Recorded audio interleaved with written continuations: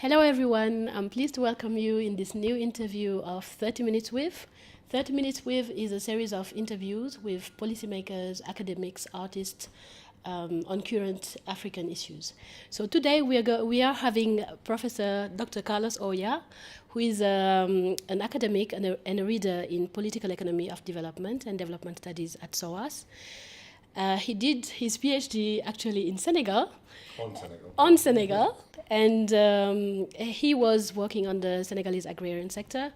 And he worked for several years in government in Mozambique, where he also did field research on rural labor markets and rural poverty. He was a lecturer at the University Eduardo Mondlane,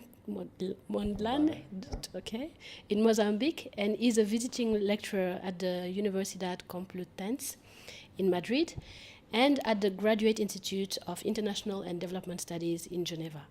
He has written extensively on the topic of our interview today, which is China's engagement in Africa. So Carlos, thank you for accepting our invitation. And can you tell us a bit more for the ordinary, let's say, person who doesn't know much about China-Africa engagement? Why so much interest now? Yeah, I mean, this has been ongoing for a number of years. I would say probably since 2005. That's when all these interests kicked off. And initially it was, the visibility of Chinese actors, let's call them actors, different kinds, government, companies, ordinary citizens, traders, and so on, in many different African countries. This visibility of these actors led to all sorts of stories and different narratives constructed around what is China doing in Africa. What is interesting about this is that people have always framed it in terms of China, one country, and Africa, one continent, as if Africa didn't have many countries. But that kind of narrative already reflects some of the underlying interests in these interests. So I would say there's a mixture of hysterical reaction to the growing relations between Chinese actors and African countries, and also very polarized type of hysterical reaction. So on the one hand, you have people who have constructed a very negative narrative about it, basically trying to highlight every possible negative story that could be found on any place in any setting in Africa with any Chinese actor as representing the whole China-Africa relation. On the other extreme, you have those who celebrate this new partnership. They frame it in terms of win-win development and all the rest. So it's a bit, sometimes it sounds a bit like a war of different propagandas. And the reality is pretty much, as usual, not only in between, but very often extremely differentiated and contradictory. So you have all sorts, of course, you're always going to have all sorts of stories. But generally, when you look at China's engagement in African countries, there are many different dimensions. But the most important ones are trade, and there's clear evidence of that, in the sense that trade relations, in terms of the volume of trading goods and services, has grown phenomenally in the last 15 years. And that is not only between China and certain African countries, it's not just between China and oil exporters, which is true. So the classic cases of Angola and Nigeria, etc., increasing their trade with China. But it is across all countries. Okay, and it's both exports and imports, so some countries importing more than they export and vice versa. So that is a very, very important dimension. So trade relations, China has become, for many countries, the first trading partner in the last 10 years. Second dimension is investment. And perhaps this is more remarkable because if there's one thing that has characterized foreign investments in Africa is first of all, how small the volume is compared to any other developing region. So Sub-Saharan Africa has received very little foreign direct investment as a proportion of total world foreign direct investment. but also the fact that the little FDI that has been going to Sub-Saharan Africa until last 10 or 15 years has always been concentrated in extractive sectors, in oil especially. So oil producing countries for many years have represented 80-70% of the total FDI. So what's new about Chinese investments in Africa is that they go to all sorts of sectors. And for the first time, and this is perhaps the most remarkable feature, they go to the manufacturing sector, which was either dead or forgotten in most countries in the region.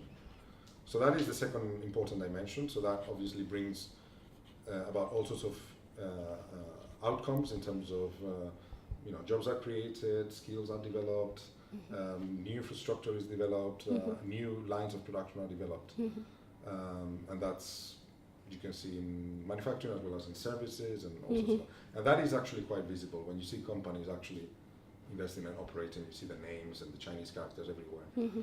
That really captures the imagination of people. So that's the second dimension. The third dimension is more political, geopolitical, and that's reflected in the growing bilateral relations between the Chinese government and most African governments. And in fact, the number of countries in Africa that have established diplomatic relations with China has increased over time at the expense, obviously, of Taiwan, following the One China policy. Okay, so again, that can you tell us a bit more about that One China policy? Well, it's very simple. That there's one China in the official discourse in China, and therefore that although Taiwan exists as such, it cannot act as an autonomous diplomatic entity. It cannot act or be considered as an independent country. Okay, so an African country that has diplomatic relations with Taiwan would not be able to strike diplomatic relations and would not be able to have bilateral relations with the Chinese government. So that is a sort of, actually that's the only political condition that exists in these relations. Which means that a number of African countries in the last 10-15 years have indeed dropped. It doesn't mean that Taiwanese investors are not there, etc. But they're really a drop in the ocean anyway. So it is in the interest of most African governments to have well-established relations with the Chinese government. Now the question is that the Chinese state has been looking out to the world. China is now far more globalized as a country, and it has a far more developed international projection. This is quite particularly clear since Xi Jinping came to power. That is a new assumed role that has implications not only for Africa but also for Latin America, indeed for other Asian countries. And it means that generally relations are being strengthened in many different ways. They are being strengthened in terms of, for example, the memorandums of understanding, the visits, the official visits and so on, and all sorts of relations reflected in government to government financial flows and things like scholarships, for example, trade deals, and so on and so forth. So geopolitically for China, obviously Africa is important. It's not necessarily more important than Latin America or other regions, but it is becomes a very important partner also politically speaking. So why the focus on China? There are other rising powers. Yeah, I mean, there are indeed other rising powers, you're right, and it's worth mentioning in the context of Sub-Saharan Africa, really we're talking about India and perhaps Brazil for a few countries, for Lusophone countries. However, the reason why China dominates all the debates is that quantitatively is far more important than any other rising powers. Okay, quantitatively in terms of what you can call aid, okay, aid flows. Quantitatively in terms of finance, official finance for infrastructure and so on. In terms of investments, private investments. In terms of the presence of companies. So you just look at, of course, there are a number of Indian investors, Brazilian investors in some African countries, but the presence is dwarfed by the Chinese by far. So now, maybe we can focus on the threats and opportunities to weigh a bit more what can come out of this increasing engagement of China? Maybe focusing on two sectors, the investments in the agriculture or the manufacturing sector. What are the threats and what are the opportunities? Well, in agriculture, I have to say that's probably the sector where engagement of Chinese actors has been less obvious in quantitative terms. Of course, people have talked about. So why the myth of China coming and grabbing the land? Well, that is the myth, because there is a myth about land grabs in general, and China has been particularly affected in the sense that there have been lots of reports that have been basically based on media type of reports, which were not based on any real evidence or not based on verifiable facts. Why was China particularly picked? For the usual reasons. I think that there is an interest in different quarters to demonize the increasing presence of Chinese investors and or the Chinese government in African countries. There is a battle of interest and ideas there. So it is not surprising that, especially from the media, you do have this sort of reporting. Okay. In reality, there are very few countries where you do have evidence on significant investments in the agricultural sector. What you do have is more examples of what you could call technical cooperation for the development of certain projects, such as especially irrigation, technology development in, for example, rice farming and things like that. And that comes under the realm of aid. So you would have the ministries that were in charge of aid before in China, MOFCOM and Ministry of Agriculture, etc., setting up projects, always with some African governments. But actually, the number of examples that you have where this happened is not that big, and the volume is really quite small. Now, investors, really the evidence is very, very patchy. Okay, some examples in Zambia, a few examples that we've seen in Mozambique and Tanzania, but they're really quite in volume for those that have been verified, very small in comparison to any other sources of investment or acquisition of land. Okay, so by and large, you can't really say that China is a land grabber. How about the manufacturing sector? The manufacturing sector is a very different story, and there we do have much more evidence that there has been some substantial investments. You led a research team on that. Yes. You did a research on that. Well, we've been doing a research on employment dynamics in both the construction and the manufacturing sector. In fact, construction is a very, very big one, probably bigger in terms of volume of money and the presence of Chinese firms than manufacturing. I think the reason why manufacturing has attracted a lot of attention is because there was no investment in manufacturing before. So since there was no investment before, this is news, great. It doesn't mean that it's a huge volume. There are very few African countries that are actually now in the process of industrializing or reindustrializing, for those that. So in a sense, that makes the news, and that is not surprising. There are few countries, and indeed Ethiopia is one of them, where you do see in a bigger scale. Okay. Having said that, the Chinese are not the only ones. Okay. If you take Ethiopia as a case, in the last 10 years, there has been a very strong drive towards industrialization, pretty much driven by the Ethiopian government, with infrastructure being set up to attract foreign investment to manufacturing, basic conditions in place for that to make business sense. And you've seen that the number of Chinese investors, one in particular that became a pioneer, and once other investors saw that it was financially viable to invest, particularly in light manufacturing, in labor-intensive manufacturing, which is what the Ethiopian government wants to promote, then it created a snowball effect. But that's how it works with business. People want to look for cases, for examples. So if these guys are making money, then maybe I can make money too. So that has been a very positive dynamic. And as I say, in the manufacturing sector in Ethiopia, for example, you have Turkish investors, for example, quite important, Indian investors, and from all over the world, not only the so-called rising powers.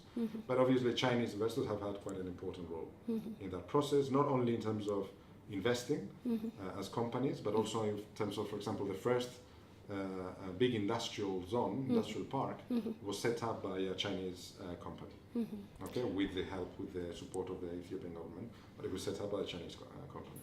So China's presence represents an opportunity, but what are the threats then? Why are so many people talking about neocolonialism? Well, I mean, I guess it's. I guess one of the reasons is the long history of, you know, what some academics call extraversion of African countries. The fact that there's always been a tendency to look out overseas for sources, not just of help, but sources of investment, capital, ideas, and so on and so forth. So part of the problem is that, again, China is another external actor. But is that extraversion paradigm still relevant?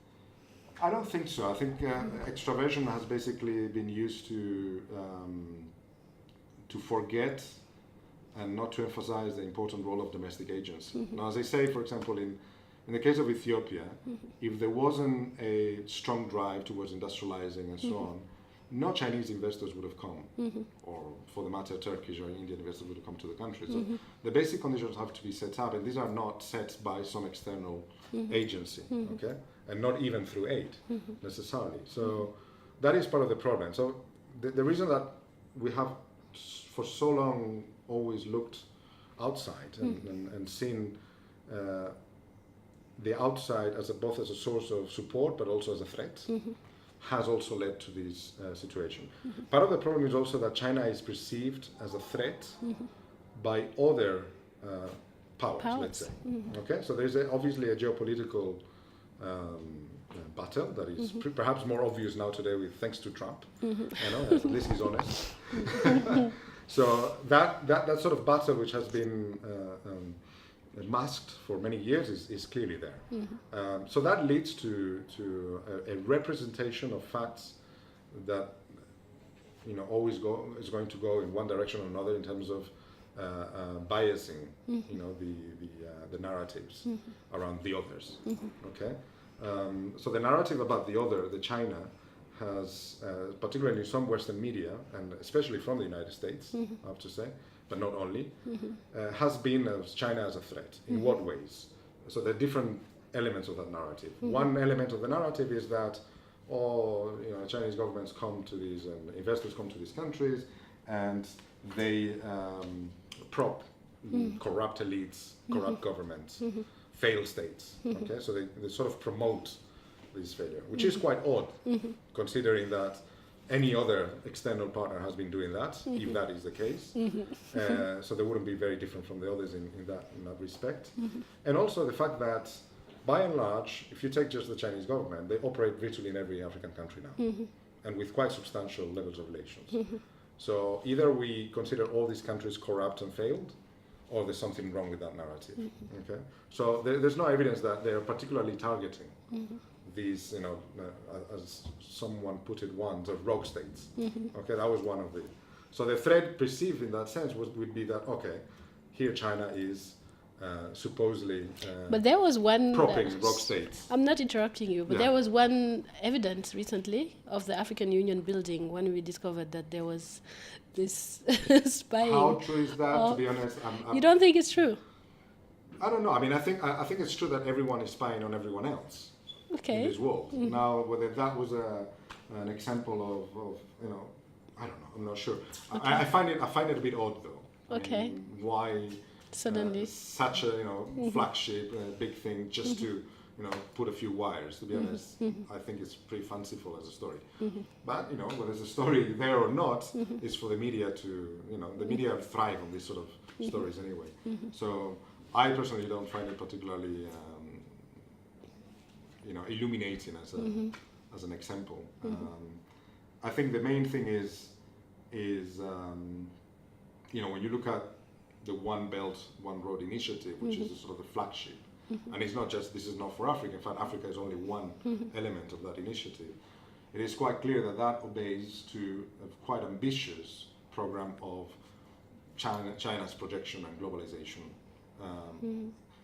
through mechanisms that suit Chinese competitive advantage. Okay, so the idea there is that there is quite quite a lot of overcapacity in China in terms of the construction sector and companies that can build infrastructure quite quickly and in good shape. And clearly there is a potential for advancing Chinese not only geopolitical interest but also economic interest and making the world slightly sort of more interconnected with China. So is that a threat? Well, it depends on how you see it. If the outcome of that kind of approach is one that would generate better conditions for infrastructure development, which is the case because that is the main focus. Okay. If that's one element of this One Belt, One Road project, also the whole issue of industrial cooperation, that was new from previous public discourses on the issue. So if that means that is going to generate more opportunities for industrial development in more countries, Ethiopia is an exception at the moment. So where's the threat then? Okay.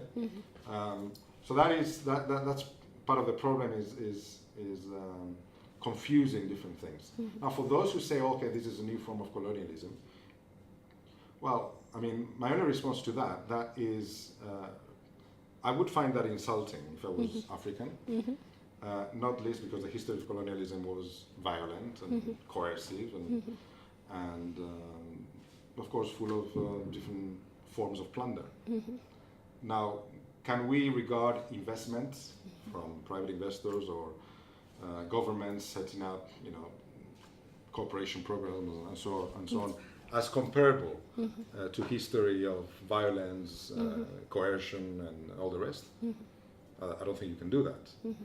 Now, the question really is, in what ways can African countries, and particularly African governments, maximize the outcomes of all this potential? Okay. And what have the outcomes? What have the outcomes been? Well, at the moment, it is still early days, but there are two things that are quite visible already in many countries. One is economic infrastructure. Okay, there is no doubt that besides the usual focus on football stadiums and conference centers, the bulk of construction that has happened through Chinese finance, but not only Chinese finance, also Chinese construction companies with funding from World Bank or African Development Bank, has been on basic economic infrastructure in the form of roads, ports, dams, and stuff like that. This is the basic, the nuts and bolts of that many development economies would regard as essential. Particularly, for example, in the energy sector. Okay, so if you ask, how, for people who ask, how did Ethiopia manage to attract all these investors? Being a landlocked country, having all the trouble they have to export through Djibouti and all the rest. And people, the stability, and there's all these factors that, of course, they're all relevant. But one that is fundamental, and any industrial investor would tell you, is that having the cheapest electricity in the continent does make a big of a difference, especially when electricity is such an important factor in your operations. Okay, and that means not only cheap electricity, it is also reliable electricity. So you set up a factory, textile factory, with all these very expensive machines, some of them $1, $2, $3 million. You have a bad power cut, and you've lost in one day hundreds of thousands of dollars in repairs, if not the machine. So it does make a massive difference to have that. So that is one part, I think, which is worth mentioning, and there's plenty of evidence of that happening. Okay, so Chinese finance, official finance, has been pretty much focused on economic infrastructure. And the reason why this is remarkable and important is because the other sources of finance have not traditionally focused, especially in the last 30 years, have not really focused on economic infrastructure. So there is a massive infrastructure gap that even today is substantial, and that is one of the key outcomes. And of course, as I say, it's still early days, but you already see, especially in some countries, the effects of that. So that opens up the possibilities for these other things. For suddenly investors start seeing that country as, okay, it is no longer so risky or so absurd to think about setting up a factory here and there. So that's the second element, that for the first time you see foreign investors, as I say, not only Chinese, thinking that industrializing and setting up factories in Africa is not a dream. And if you go back 10, 20 years, and you say, yeah, of course we can have 8 industrial parks in Ethiopia, people would laugh at you. Or for the matter, in Zambia, Mozambique, okay? So people would say, they would tell you 2 things. First, no, we don't have the conditions. There's not the basic infrastructure. There's no way industrial. And also, Asia is far too competitive, okay? Secondly, with neoliberalism, there's no way we can develop industries because we need protection and all the rest. So look at now what's happening, what's new. And what's new is that this infrastructure development is happening, that there are opportunities which are coming from Asia. In what way? Well, wages in China are rising. Wages in Vietnam and Bangladesh are rising. So slowly, certain sectors are still quite mobile. So there's still clearly an opportunity, not for Ethiopia only, but for many other African countries, to set up the basic conditions for substantial industrial development. Okay? So that cannot be discarded. And as long as that interest is there, those conditions are there, this could be scaled up. And how about the social outcomes? Because there have been a lot of narratives as well regarding the working conditions. Well, the only thing I can say is that nobody knows. Okay? The only thing we know is anecdotal evidence, media reports, which often tend to be focused on particular actors, in this case, Chinese companies. And plenty of myths, circulating around. One of the classic myths was that, especially in construction sites, but not only that, there were only Chinese workers. And of course, that's not true. And now more and more evidence has been accumulated that suggests that even when you look at unskilled, semi-skilled labor, in most cases you do see 80-90% or more of local labor force, obviously with some variation. 80. Okay. In the industrial sector, this is in construction, because Rwanda has particular needs, and there are certain countries, Angola is one of them, where it's really difficult to find some of the skilled, semi-skilled labor, okay, but not engineer level, but just below that. Now, but there's a lot of variation, but the focus has been on those cases or those particular instances where you had this situation. In the industrial sectors, definitely not like that. In the industrial sector, the whole point of these investors to come to Ethiopia, let's say, or to Rwanda to set up a textile factory is because of the local labor. Okay. Now, the conditions, are they worse than in other sectors? The answer is no, necessarily. Conditions are likely to vary a lot sector by sector. What I can definitely tell you is that, we are working on that topic in our research at the moment. And we have conducted the largest survey that has ever been conducted on working conditions in the manufacturing and construction sector, comparing like with like. Okay, so we will see if the results show that Chinese firms or other firms offer worse conditions across the board, not only wages but also social wage and other conditions. The sort of preliminary evidence would suggest that there is more variation within, i.e. across Chinese firms, than between Chinese and others. Okay. That there is variation, a lot of variation, for example, among domestic employers. Okay, so if I compare a small, poorly run Chinese factory with the flagship Ethiopian factory, you might find that the conditions are better in the Ethiopian factory. But if I'm comparing, a technologically more dynamic Chinese factory with an average Ethiopian factory or even the formal sector, then obviously what you shouldn't expect is worse conditions in Chinese factory. That's definitely not the case.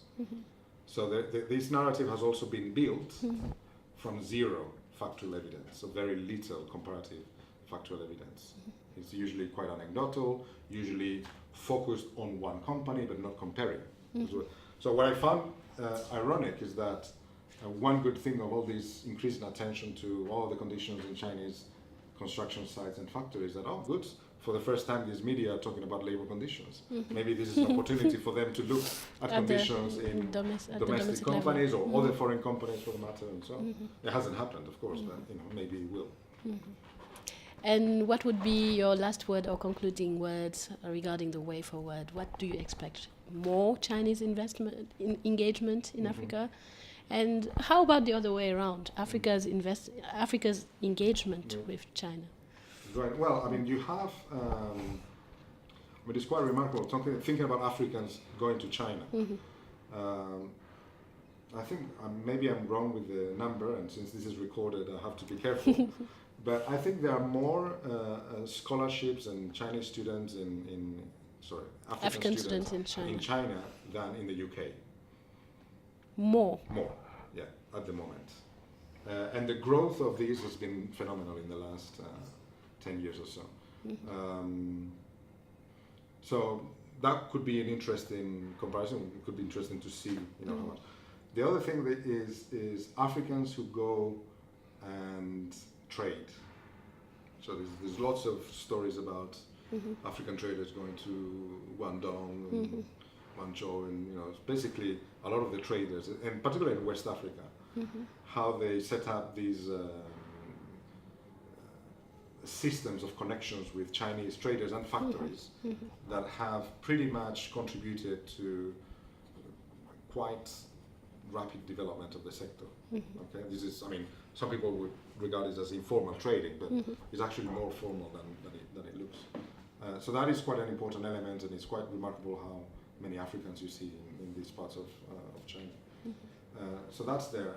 Now, what I would expect in the future is probably more of what we see now, mainly because the drive that we've seen in the last 2 years, particularly how the public discourse, and particularly Xi Jinping's discourse on China's globalization. If you asked me 5 years ago, I was a slightly more skeptic about how much longer these accelerated growth of relations could go on. Also because there's a sense that in China, some public opinion, for example, about giving foreign aid to the countries is not always very favorable. So that could have acted as a sort of obstacle for further expansion. But I think what's happening clearly is that investment is likely to expand, especially private investment, but not everywhere. As I said before, if the basic conditions are not there, no investors will come, whether they're Chinese, Turkish, or Brazilian. But that can set up a different kind of dynamic. What I would hope is that in those countries in which you do see some of these investments come in, you do see much more interest in productive sectors. My question is, will these somehow push domestic investors towards these sectors as well? Because that is a major challenge. Again, if you go to Ethiopia, in Ethiopia there is money circulating. There are people who have accumulated wealth. There is, and you can see this just by looking at the real estate development, how much building is going on, the banking sector, services, and so on. But quite clearly, domestic investors are pretty much focused on the sectors where returns are really, really high. Whereas investing in factories and in industries is far riskier, and the returns are not only not that high, but also in the initial stages, there may not be any returns. So only people who can take this risk will be able to invest. So the question is this going to set up a dynamic that will also pull this domestic capital towards this sector, which is much needed? You can't really expect FDI to do everything in these sectors. So that is, for me, is a question mark, and that would really make the difference. Thank you so much, Carlos. It was great having this conversation with you. Thank you. Thank you. For inviting me.